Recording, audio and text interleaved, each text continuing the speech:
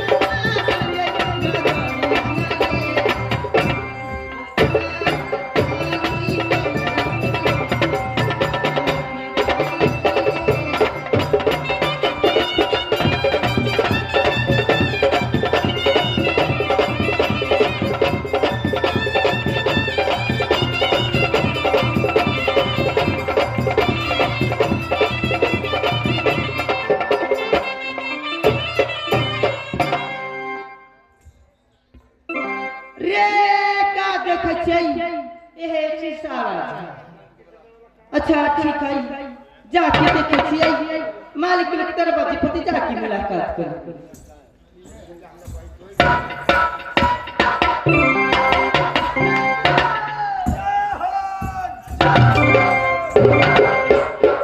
हाय हाय हाय हाय अरे कितना नटीन आई और कितना नटीन गई शीशा से, लेकिन ऐसा शक्ल का नटीन मैं कभी नहीं देखा।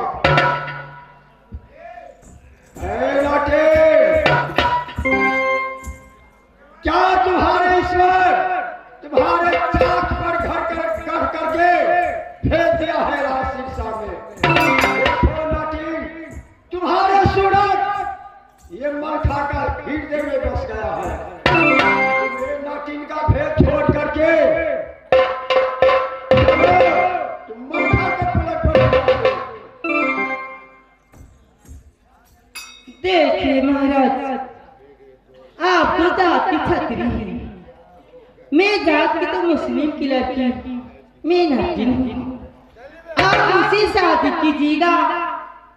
आपको राज शीशा की जितने छतरी लोग हैं सब कहेगा कि कैसा मलका सिंह है कि एक मुस्लिम की लड़की से शादी किया है। आजकल तुम जानती है कि नहीं, जात पात नहीं बुझा जाता है। क्या तुम मुस्लिम का लड़की हो? अगर किसको लड़की हो क्या छोड़ेंगे क्या लड़के?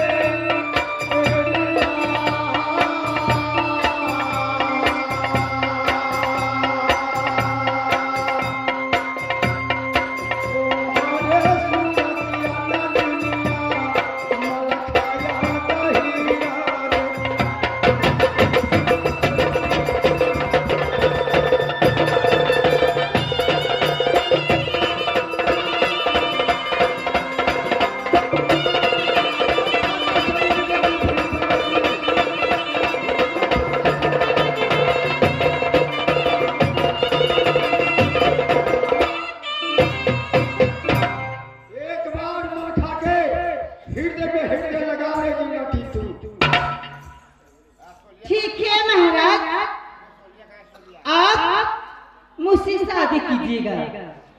हाँ हाँ नाटी। तो सुन लीजिए। बोलेगी। ये मेरी परम है कि सात भाषिनी एक मोहना भाषा रखी, बहुत बदमाश मेरी मोहन भाषा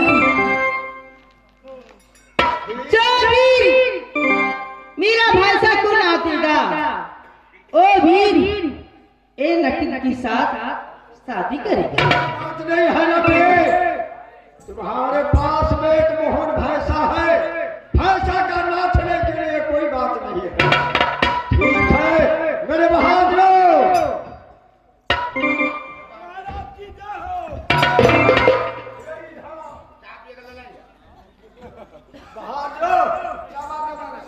नटीन का पास में एक भैंसा है, जा करके बहादुरों तुम नाच दो। अब क्या पहले भैंसा को नाचोगे, इसके बाद में तुमको मैं बताऊंगा। मैं महाराज सब खोल करके कह देता हूँ।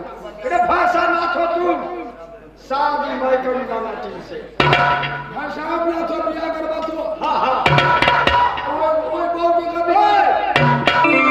दिन से नीमक पानी खाया है, रात शीशा का, आज तुम नीमक का सैयद बहादुर। बोलो आप बिया कर लीजिएगा, तो हमने तो दिया बहादुर। जरा तुम्हें संभाल करके बोलो। तो तू तो बोलो बहादुर, तू तो बोल के क्या करूंगा मैं जानता हूँ ना। महाराज बोलो, ये तो बोल तोरा खखड़ी करेगा। बहादुर तू को करवा तो तोरा राठा करेगा। अच्छा हो जा तू पहले भाषा ना थे में भाषा हम बिया करेंगे, हम तुम्हारा ना बहादुर। तुमको मैं बिया करूंगा, मैं तुमको ब्याह में मैं खड़खड़िया को जहर करके जाऊंगा। शायद भाषा ना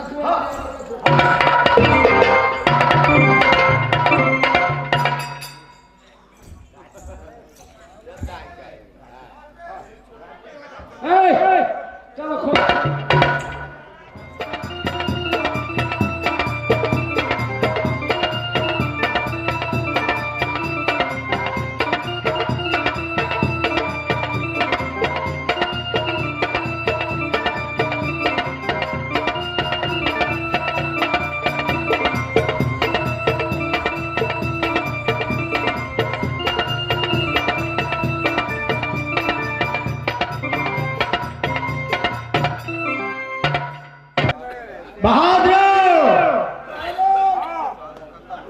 क्या हुआ? क्या हुआ?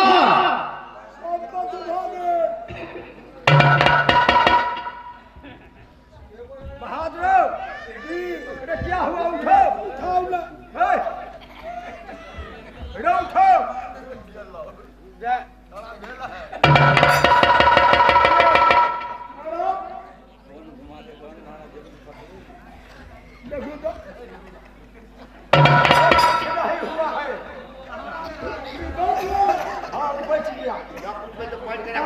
मुंह में फूट गया तो परसों तो घर जब तो एक बार दिया हो गई हुआ तो साथ होकर बैठ जाओ साइड में छोड़ी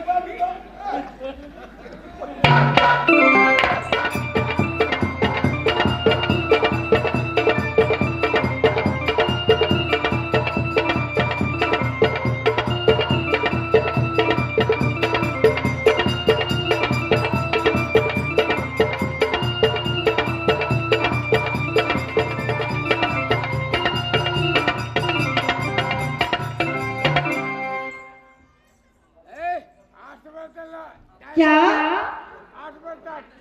ए राजा बोल रहा था तुम मुझसे ब्याह करो, मेरी परम की रानी बन जाओ। लेकिन इतनी बड़ा मूछ, इतनी लंबा, इतनी चौड़ा, लेकिन एक भैंसा नहीं ना था। हाय भगवान, मैं क्या करूं? अमी हंसी गणपति रात जा रही, गणपति भी जाऊंगी, मेरा भैंसा न खाएगा, मेरी शादी हो जाएगी। आई भागला आई जाए